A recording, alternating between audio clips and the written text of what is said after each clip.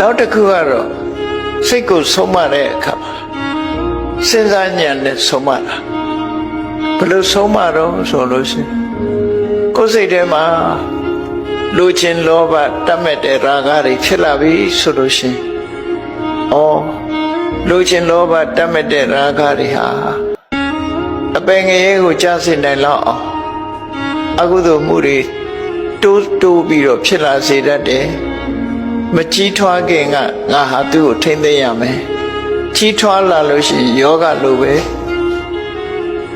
အလုံးဟာမဖြစ်သင့်တာတွေဖြစ်ကုန်နိုင်တယ်လို့လောဘကိုအပြစ်ကိုမြင်ပြီးတော့အဲ့လိုထိမ့်ရဒေါသဖြစ်ပြီးဆိုလို့ရှိရင်လည်းဒီဒေါသရင်ထဲဖြစ်လာပြီး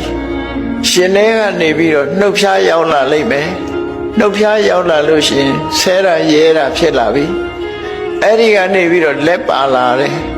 လက်ပါလာရနေပြီးတော့ရိုက်တယ်နှက်တယ်တတ်တယ်ဖြတ်တယ်ထိအောင်ဖြစ်လာဒေါသဟာအဲ့ဒါလို့ဖြစ်လာမှအပြစ်တွေကို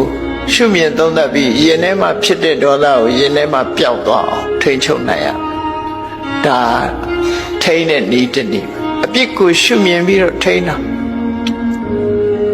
ဒီတဲ့အရင်ကျက်လာတဲ့အခါကျတော့အပြစ်ကိုရှုမြင်ရုံနဲ့မဟုတ်ဘူးဖြစ်ပေါ်လာတဲ့အာယုန်လေးတစ်ခုပေါ်မှာတဘာဝကိုတဘာဝအတိုင်းချီတက်လာပြီဆိုလို့ရှိရင်ဒေါသဖြစ်เสียအာယုန်လို့မမြင်တော့ဘူးလောဘဖြစ်เสียအာယုန်လို့လည်းမမြင်တော့ဘူး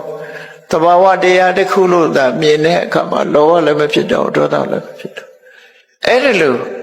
ပညာဉာဏ်နဲ့ထိမ့်သိမ်းဆောက်ရှောက်အောင်ပဲလို့ဆိုလို့တယ်နော်အဲ့ဒါကိုပြောတာစိတ်တတဓမ္မထောတတုစိတ်ကိုသမထနဲ့ထိမ့်မယ်